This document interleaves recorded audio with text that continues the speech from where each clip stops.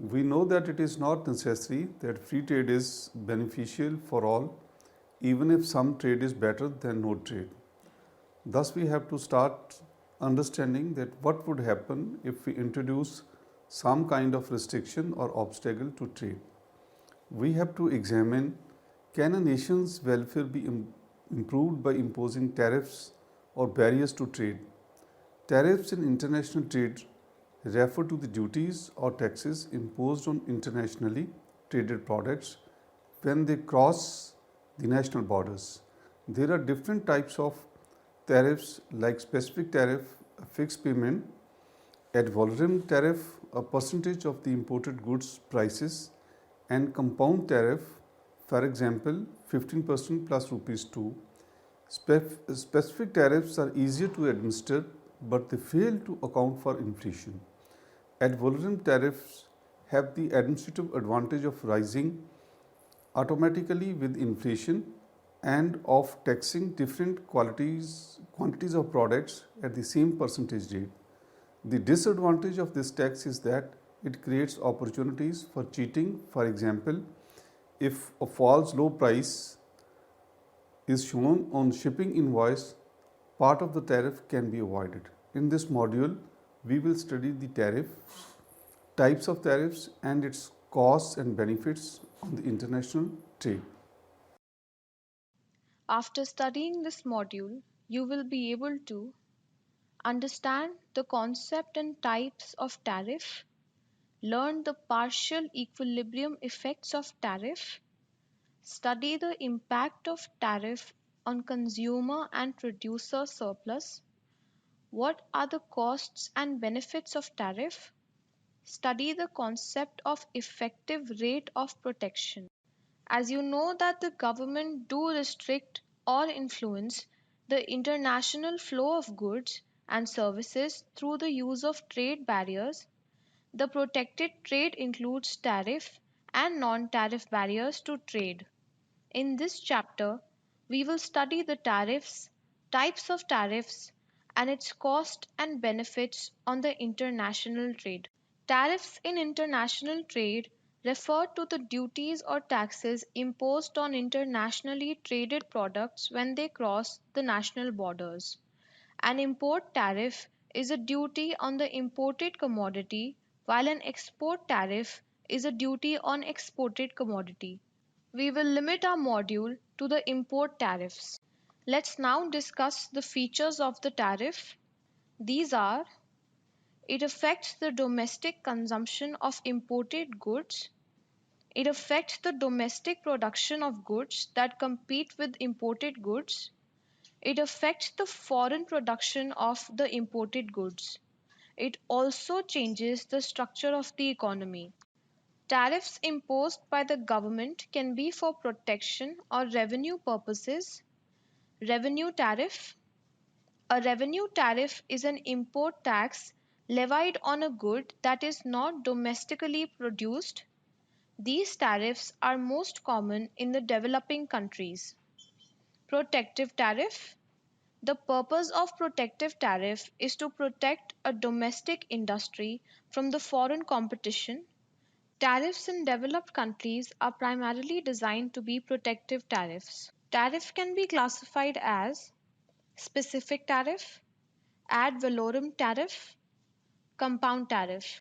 Specific tariff. This is one of the simplest forms of a tariff. A specific tariff is expressed in terms of a fixed amount of money per physical unit of the imported product. For example, a US importer of a German computer may be required to pay a duty to the US government of $50 per computer, regardless of the computer's price. A specific tariff is relatively easy for a government to administer.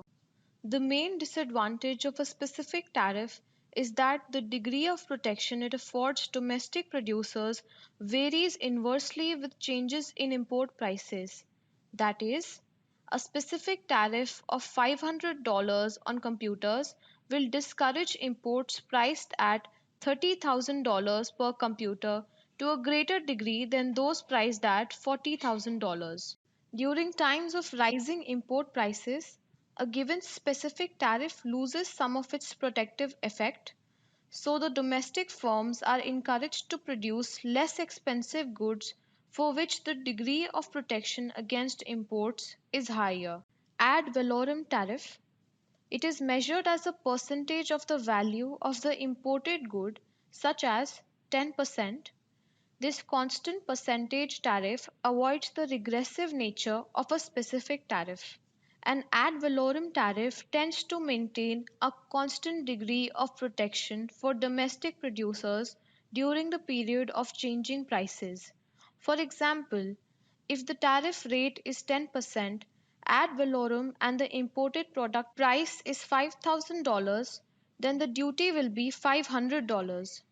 If the product price increases, then the ad valorem tariff will also increase. This tariff is similar to proportional tax, where the real proportional tax burden doesn't change as the tax base changes. Compound tariff. A tariff that is comprised of both a specific tariff and an ad valorem tariff is a compound tariff. For example, $10 per imported product plus 5% of the value of the imported good. Such compound tariffs are common on agricultural products whose prices tend to fluctuate. A tariff can also be analyzed within the demand and supply framework. This framework is especially useful in looking at a tariff imposed on imports of a single good by one country in a multi country world, and it is a highly practical technique because trade policy debates are often over such microeconomic decisions and because the effects of a tariff are readily quantifiable within this framework.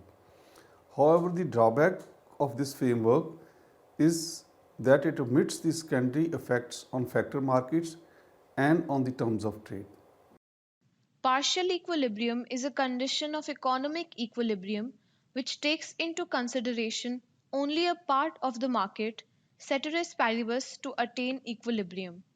Partial equilibrium analysis of tariff is most appropriate when a small nation imposes a tariff on imports competing with the output of small domestic industries. New classical economists tend to view tariffs as distortions to the free markets. Typical analysis find that tariffs tend to benefit domestic producers and government at the expense of consumers, and that the net welfare effect of a tariff on the importing country are negative. Normative judgments often follow from these findings, namely that it may be disadvantageous for a country to artificially shield an industry from world markets and that it might be better to allow a collapse to take place. Opposition to all tariff organization aims to reduce tariffs and to avoid countries discriminating between different countries when applying tariffs. Let us now understand the cost and benefits of imposing a tariff on a good in the domestic economy with the help of a diagram. The partial equilibrium effect of tariff is analyzed with the help of figure. In this figure, dx is the demand curve and sx is the supply curve of commodity X in nation 1. Here, nation 1 is assumed to be small.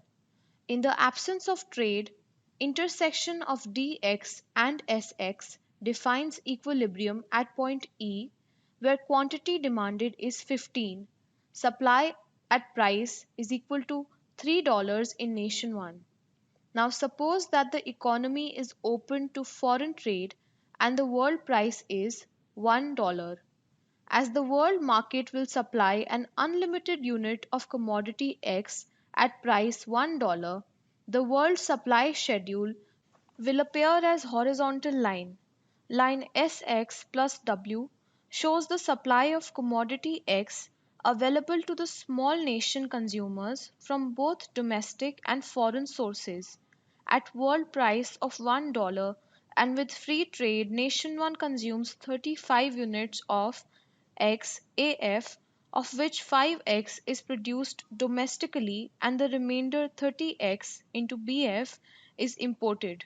Now, if Nation 1 imposes 100% ad valorem tariff on the imports of commodity X, the overall supply curve shifts upward by an amount of the tariff from Sx plus W to Sx plus W plus T. So now Px will rise to 2. At Px is equal to 2, Nation 1 will consume 25x GH, of which 10x HT is produced domestically and the remainder of 15x DG is imported.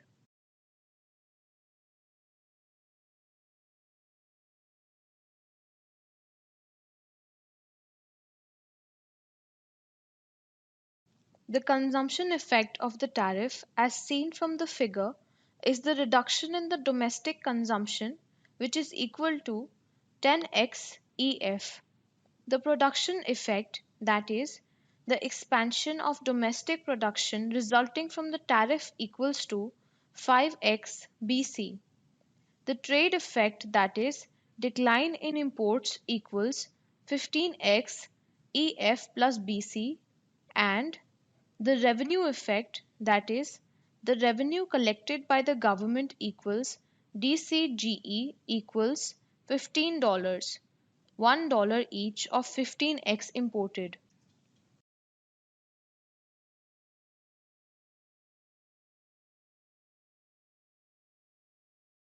The more elastic dx and sx are in Nation 1, greater is the trade effect of the tariff and smaller is the revenue effect of the tariff. The partial equilibrium analysis thus restates the proposition that a small country suffers a net welfare loss from introducing a tariff. The size of this loss is easily measurable from observed variables such as output, imports, and the change in domestic price. Even if one wants to assess a proposed policy change, such as the introduction or removal of a tariff or a change in its value, this can be done on the basis of demand and supply elasticities. Now we look at the domestic demand of commodity X for the consumers in Nation 1. The vertical axis Px represents the maximum price that consumers are willing and able to pay for a given quantity of commodity X, which is represented on the horizontal axis Qx. The demand for commodity X, represented by curve D, slopes downward to right. All else being equal, it indicates that as the price of commodity X falls, consumers are willing and able to buy more of X.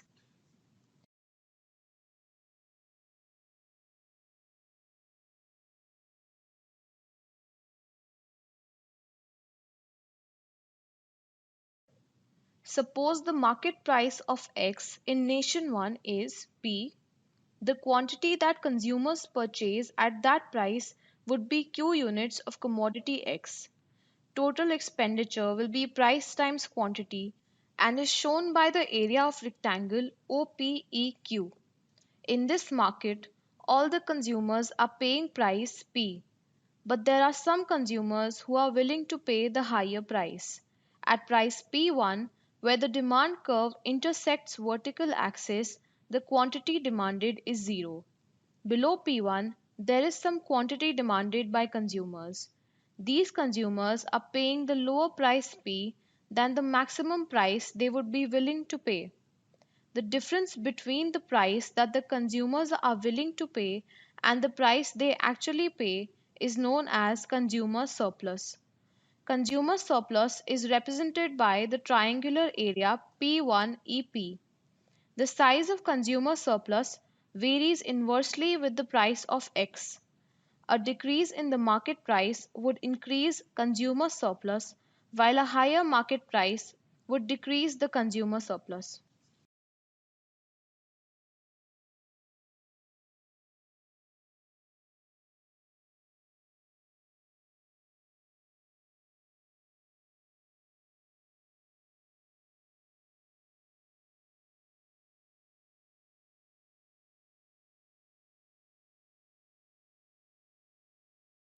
Now we consider the nation one producer of commodity X. Let's look at the market supply of commodity X. The vertical axis Px represents the minimum price that the producers would be willing to accept for a given quantity of commodity X, which is represented on the horizontal axis Qx. The supply curve, represented by curve S, slopes upwards to the right. All things being equal, as the price of X rises, producers are willing and able to produce more X.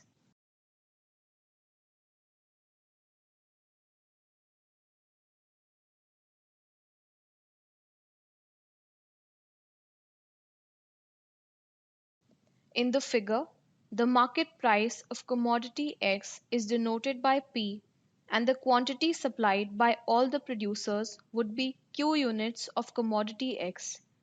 The total revenue that all the producers receive is price times the quantity, which is represented by the area OPEQ. In this market, all the producers receive the same price P. The supply curve indicates that there are some producers willing to sell at a lower price. At price P2, where the supply curve intersects the vertical axis, the quantity supplied is zero. Above P2, there is some quantity supplied by the producers. These producers are receiving the higher price P than the minimum price they would be willing to accept. The difference between the price that producers are willing to accept and the price they receive is called producer surplus. Producer surplus is represented by the triangular area P2EP. This area represents the difference between the total amount of money that producers are willing to accept for commodity X and what producers.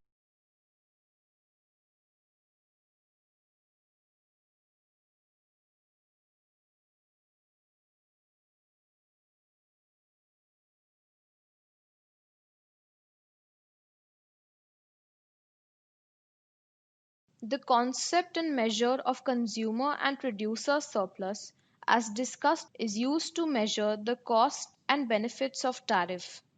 As shown in figure with 100% import tariff in commodity X, PX rises from $1 to $2 in nation 1. With increase in P, the consumption falls from AF 35x to HG 25x and production increases from AB 5x to HD 10x. The import of commodity X also declines from BF 30x to DG 15x. The government of Nation 1 collects the revenue of the area DCGE is equal to $15. The increase in rice reduces the consumer surplus by AHGF is equal to AHDB plus BDC plus DCGE plus GEF is equal to 7.5 plus 2.5 plus 15 plus 5 is equal to $30. Out of the area AHGF, DCGE is equal to $15 is collected by the government as a tariff revenue. AHDB is equal to $7.5 is redistributed to the domestic producers of commodity X in the form of producer surplus, while the remaining area BDC and GEF represents the protection cost or the deadweight loss to the economy. The triangle BDC is the production distortion loss which arises from the fact that tariff leads domestic producers too much of this good. The second triangle area, GEF, is a domestic consumption distortion loss which arises from the fact that a tariff leads consumers to consume less amount of commodity X.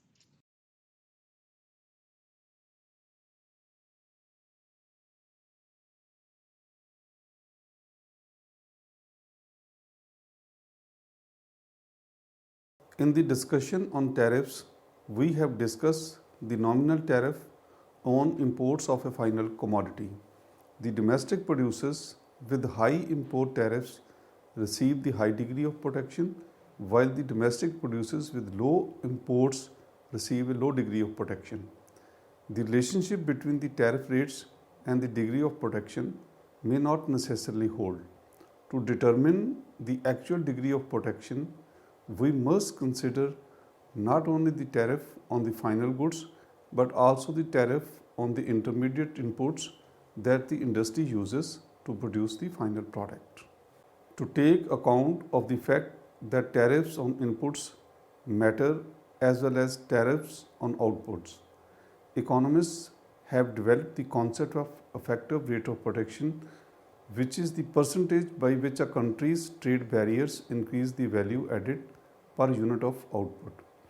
It is much better than the nominal tariff as a measure of the tariff protection granted to firms because value added is what matters to them.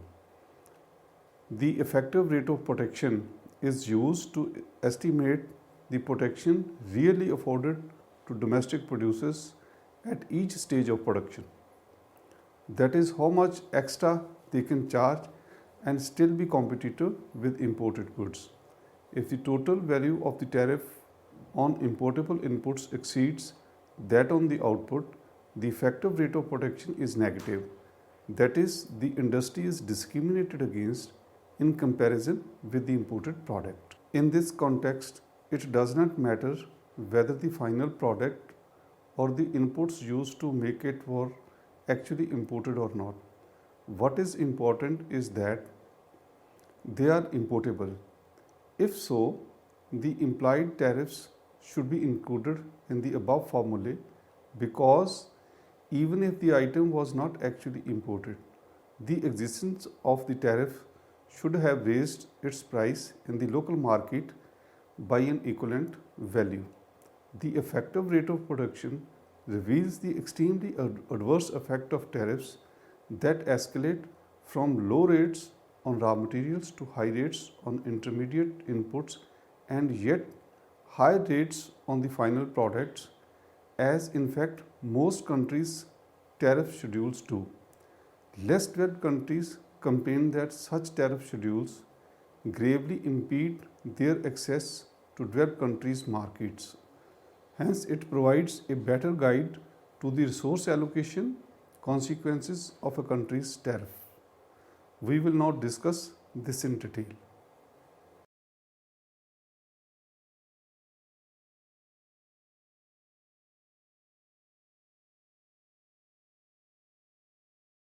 Let's understand the concept of effective rate of protection with the help of an example.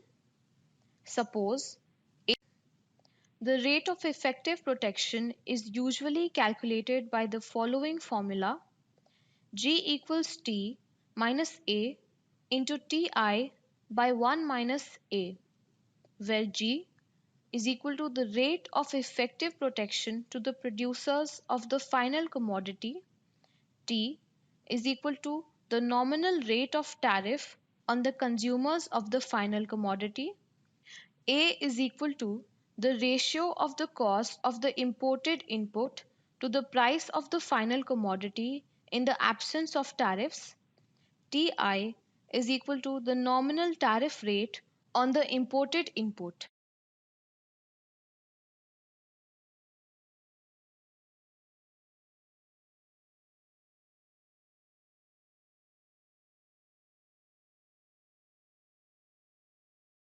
So, with our previous example, we have T is equal to 10%, the nominal tariff on shoes. Ti is equal to 5%, the nominal tariff on leather. A is equal to $80 upon $100 is equal to 0.8 share of leather to the value of shoes at free trade prices. The effective tariff rate for shoes is G is equal to 10% minus 0.8 into 5% is equal to 30%. 1 minus 0.8.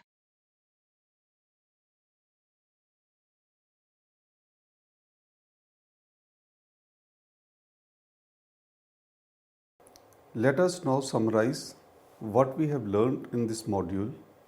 International trade is generally characterized by the existence of various trade barriers. Tariff is an important instrument of the trade protection. It protects domestic industries and other sectors of the economy from the foreign competition. However, as the efforts of GATT or WTA aim at trade liberalization, in the industrial nations, there has been a substantial reduction in the tariffs on manufactured goods. Tariffs are generally regarded as less restrictive than the other methods of production like quantitative restrictions.